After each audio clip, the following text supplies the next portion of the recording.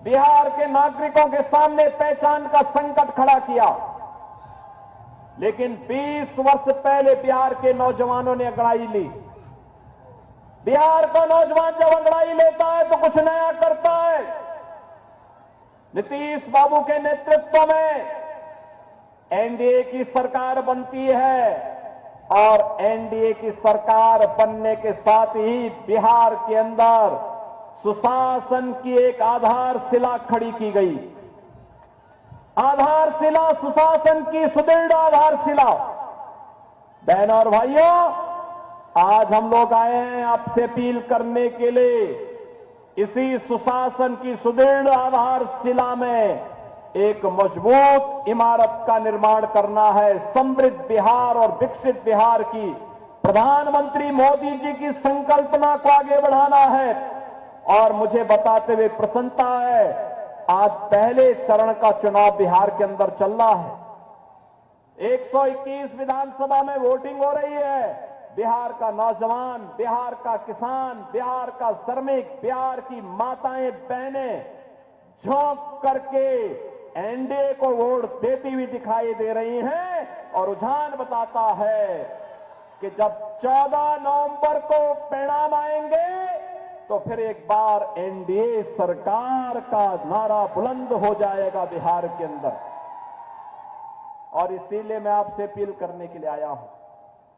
बहनों और भाइयों, बिहार मां जानकी का जन्मस्थली और कांग्रेस ने माननीय उच्चतम न्यायालय में कहा था कि राम तो हुए ही नहीं, यानी माता सीता को भी झुठलाने का प्रयास। कितना बड़ा पाप इन कांग्रेसियों ने किया। बिहार के अंदर पश्चिमी यानी यहां पर वाल्मीकि आश्रम है, महर्षि वाल्मीकि को भी झुठलाने का प्रयास। यह कांग्रेस का पाप है। कांग्रेस भारत की विरासत का अपमान करती है, भारत की आस्था का अपमान करती है। और इसलिए उसने उच्चतम न्यायालय में शपथ पत्र दिया, राम हुए ही नहीं, कृष्ण हुए ही नहीं। कैसी मूर्खतापूर्ण बातें ये लोग करते हैं। आरजेडी ने राम मंदिर के रथ को रोक दिया था और इनका पार्टनर एक सपा है उत्तर प्रदेश में, उसने राम भक्तों पर गोलियां चला करके लहूलुहान किया था अयोध्या को। लेकिन हम तब भी कहते थे, रामलला हम आएंगे मंदिर, लाठी गोली खाएंगे। और जो कहा वो करके दिखा दिया ना। ये तब हो पाया जब मोदी जी प्रधानमंत्री और डबल इंजन की सरकार उत्तर प्रदेश में बीजेपी की थी। अयोध्या में राम मंदिर का निर्माण हो गया। राम मंदिर के निर्माण से पहले याद करना, अयोध्या में एयरपोर्ट, इंटरनेशनल एयरपोर्ट बना है और इंटरनेशनल एयरपोर्ट का नामकरण महर्षि वाल्मीकि के नाम पर भी किया गया है। वहां पर जो रसोई बनी है, जहां पे जाने वाले श्रद्धालुओं को फ्री में प्रसाद मिलता है, ये प्रसाद मिलता है माता सबरी रसोई में। और जहां रेन बसेरा बने हैं ना, ये रेन बसेरा बने हैं निषाद राज के नाम पर, निषाद राज के नाम पर। आप अयोध्या में आइए, 25 नवंबर को प्रधानमंत्री जी आ रहे हैं अयोध्या में, तब देखना अयोध्या में जो भव्य राम मंदिर का निर्माण हुआ है। बहनों और भाइयों, वहां पर भगवान राम भी हैं, राम दरबार भी है, मां जानकी भी है, लक्ष्मण जी भी हैं और हमारे बजरंग बली भी हैं।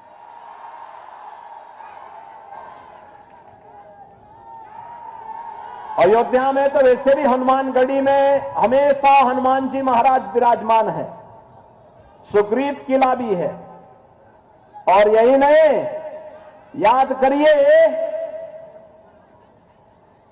रामायण काल का पहला बलिदानी कौन है? जटायु।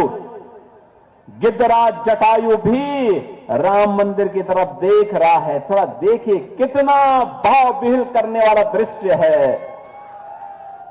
और सेतु निर्माण के लिए जिस गिलहरी ने योगदान दिया, वह गिलहरी का भी एक मूर्ति लगाई गई है। बहन और भाइयों, यह है भारतीय संस्कृति, कृतज्ञता ज्ञापित करने की संस्कृति। ये कांग्रेस और आरजेडी कृतज्ञता ज्ञापित करना नहीं सिखा सकती। अगर अयोध्या में भगवान राम का भव्य मंदिर का निर्माण हुआ है, तो एनडीए की सरकार सीतामढ़ी में भी मां जानकी के भव्य मंदिर के निर्माण के कार्य को आगे बढ़ा चुकी है, आगे बढ़ा चुकी है। एनडीए का रथ रुकने वाला नहीं है। बिना रुके, बिना डिगे, बिना झुके, ये लगातार डबल स्पीड से, बुलेट स्पीड से आगे बढ़ रहा है। और इसीलिए बहनों और भाइयों, मैं आ रहा कहने के लिए आया हूं, एक तरफ आपकी आस्था का सम्मान, विरासत को लेकर के मोदी जी के नेतृत्व में एनडीए चल रही है, और दूसरी तरफ विकास। आज बिहार के अंदर क्या नहीं है? आज बिहार के अंदर सड़क है, बिहार के अंदर रेल की कनेक्टिविटी है, बिहार के अंदर मेट्रो का भी संचालन हो रहा है, बिहार के अंदर एयर कनेक्टिविटी के रूप में एयरपोर्ट पटना में, गया में, और आपके दरभंगा में भी है। बहनों और भाइयों, मैं कल काशी में था, वाराणसी में देव दीपावली के आयोजन के साथ में जुड़ा था। लाखों की संख्या में श्रद्धालु काशी में आए थे, और मैं काशी से आज सुबह ही चला हूं, अभी सीतामढ़ी की सभा करके फिर मैं यहां आया हूं। मैं देख रहा हूं बिहार अब बदलने का एकदम बदल चुका है, आगे बढ़ने के लिए समृद्ध बिहार बनने की ओर उत्सुक दिखाई दे रहा है। बहनों और भाइयों, आरजेडी के समय 1990 से लेकर के 2005 के बीच 60 से ज्यादा जातीय नरसंहार की घटनाएं इस बिहार में हुई थी। 30,000 अपहरण की घटनाएं हुई थी। अपहरण, इंजीनियर का अपहरण, डॉक्टर का अपहरण, व्यापारी का अपहरण, बच्चे का अपहरण, और तो और आरजेडी के समय में सड़क का भी अपहरण हो जाता था और पुल का भी अपहरण हो जाता था। ये पेशेवर अपराधी और माफिया इनके शागिर्द बनते थे। बहनों और भाइयों, इसीलिए हमने कहा, यूपी के लोगों ने कहा कि अपराधियों के खिलाफ ये इनके पार्टनर यूपी में समाजवादी पार्टी और कांग्रेस भी यूपी के अंदर यही करती थी, इन माफिया और अपराधियों को अपने गले मिला करके चलती थी, जनता का शोषण करते थे। हमने कहा ये नहीं चलेगा, ये नहीं चलेगा। आज हमने कहा यूपी में तो नौजवान रहेगा मस्त, उसको नौकरी मिलेगी, उसके लिए रोजगार का सृजन करेंगे, फ्री में एजुकेशन की व्यवस्था करेंगे, बहन और बेटियों की सुरक्षा भी करेंगे, सम्मान भी देंगे, स्वावलंबन के लिए भी आगे बढ़ाएंगे। लेकिन माफिया को रौंद डालेंगे और इसके लिए बुलडोजर से घड़ चला करके आज उसको पूरी तरह रौंद दिया गया है। मैं कल ही लखनऊ में एक दुर्दांत माफिया के द्वारा गरीबों की जमीनों पर कब्जा करके बड़ी हवेली बनाई गई थी, एकदम डीजीपी आवास के सामने। मैंने देखा, एक बार मैं उधर से जा रहा था, मैंने कहा हवेली किसने बनाई है? तो पता लगा कि एक माफिया ने। हमने कहा इसको कब्जे में ले लो। लोगों की समझ में नहीं आ रहा था क्यों कब्जे में ले रहे हैं। हमने कहा कब्जे में लो, मैं बताऊंगा क्या करना है। और बहनों और भाइयों, कब्जे में लिया गया, फिर उस हवेली पे बुलडोजर चलवाया गया और फिर उस हवेली पर हमने आवास बनाए, 72 गरीबों के लिए हाई राइज बिल्डिंग बनाई, ऊंची ऊंची बिल्डिंगें बनवाई हैं। और कल उन सबको चाबी सौंप करके आया हूं मैं बिहार चुनाव में। ऐसे ही प्रयागराज में भी हम लोगों ने किया था। ये माफिया और इन पेशेवर अपराधियों को कभी भी सत्ता का स्वाद नहीं चखने देना चाहिए। जब भी चखाओगे तो इसकी कीमत चुकाओगे। बहनों और भाइयों, मैं आपका आह्वान करने के लिए आया हूं। करने की इच्छा शक्ति होनी चाहिए। कैसे मोदी जी ने भारत को बदला है। आज भारत में विकास भी है, विरासत का सम्मान भी है, गरीबों का कल्याण भी है। जो कार्य कांग्रेस 70 वर्षों में नहीं कर पाई, 65 वर्षों में नहीं कर पाई, मोदी जी ने 11 वर्ष में करके दिखा दिया। याद करिए, बिहार के अंदर, देश के अंदर तो ही, बिहार के अंदर भी अब मेडिकल कॉलेजेस है, इंजीनियरिंग कॉलेज है, एनआईटी है, आईएम है, एम्स है और चिकित्सालयों की भी एक लंबी श्रृंखला है। आपके तो सांसद भी चिकित्सक हैं। उनके पूज्य पिता डॉक्टर मदन प्रसाद जायसवाल जी भी बहुत अच्छे चिकित्सक थे। हम लोग एक ही साथ दिल्ली में रहते थे। और बहनों और भाइयों, यही कहने के लिए मैं आज आपके पास आया हूं। आज बिहार के अंदर वो सब कुछ है जो बिहार को आगे बढ़ाने के लिए एक सुदृढ़ नींव का काम करेगी।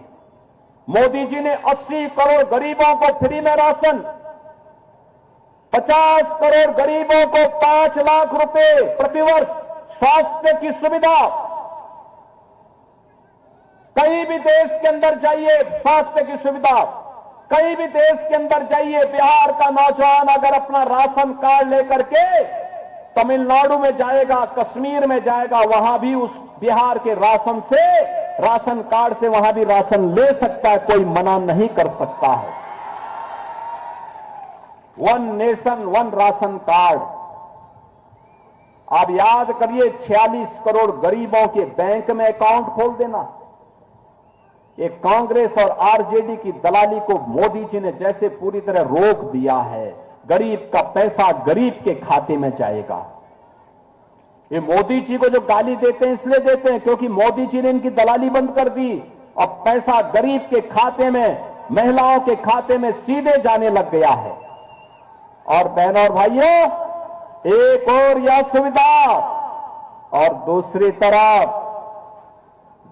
तरफ याद करिए, जिन लोगों के पास एलपीजी के सिलेंडर नहीं थे, ये कांग्रेस के लोग 25,000 50,000 में ब्लैक करते थे। मोदी जी आए, कहा नहीं, हर गरीब को रसोई गैस का सिलेंडर मिलना चाहिए, उज्ज्वला योजना का कनेक्शन फ्री, हर गरीब के घर में शौचालय फ्री, 4 करोड़ गरीबों के सिर को ढकने के लिए प्रधानमंत्री आवास दे दिया, 3 करोड़ लोगों के घर में बिजली के कनेक्शन फ्री। आरजेडी के समय तो आपके यहां बिजली ही नहीं आती थी। आप मुझे बताओ, आज के समय में मोबाइल फोन चार्ज करना होगा तो क्या लालटेन की लाइन में चार्ज करेंगे क्या? अरे आपको अपना लैपटॉप हो या स्मार्टफोन हो, अगर इसको चार्ज करना बिजली तो एनडीए देगी। लालटेन की लाइन तो ये लोग क्या करते थे, लालटेन दिखाते थे और उसको चुपचाप बंद करके फिर रात को डकैती डालते थे। यही तो होता था बिहार के अंदर। अब डकैती नहीं डालने देनी है। और मैं तो आज आपसे कहने के लिए आया हूं, बहनों और भाइयों, ये भारत का इतिहास है कि अगर जाति के नाम पर जो कांग्रेस, आरजेडी, एसपी, ये सभी दल बांटने का कार्य कर रहे हैं, और जब भी बटे थे तो कटे थे, बटे थे तो बंटना नहीं है। एकजुट हो करके कांग्रेस और आरजेडी के जंगल राज और माफिया राज का मुंहतोड़ जवाब देना है। और इसीलिए मैं आया हूं, श्रीमती रेणु देवी जी एनडीए के प्रत्याशी के रूप में आपके बीच में आए हैं। बहुत वरिष्ठ नेता है, आपके बीच में रही हैं, सहज हैं, सरल हैं और बहुत ही उदारता के साथ लगातार मिलती है। मैं आप सबसे ये अपील करने के लिए आज आया हूं, विशेष रूप से आया हूं कि रेणु देवी जी को भारी बहुमत से विजयी बना के भेजना है। कमल चुनाव चिन्ह पर जेडीयू, हम, एलपीएजी और साथ साथ बीजेपी के तो स्वयं सिंबल लेकर के आए हैं। जीतन राम मांझी की हम पार्टी ने भी, सभी ने उनका सपोर्ट करने की घोषणा की है। एनडीए की घोषित प्रत्याशी हैं, कमल चुनाव चिन्ह से आपके बीच में आए हैं। आप सबका आशीर्वाद प्राप्त होगा ना, सभी का, सभी लोगों का। दोनों हाथ में करके थोड़ा बोलिए, ऐसा दोनों हाथ में करके। बहनों और भाइयों, याद करना, रेणु देवी जी इतने वोटों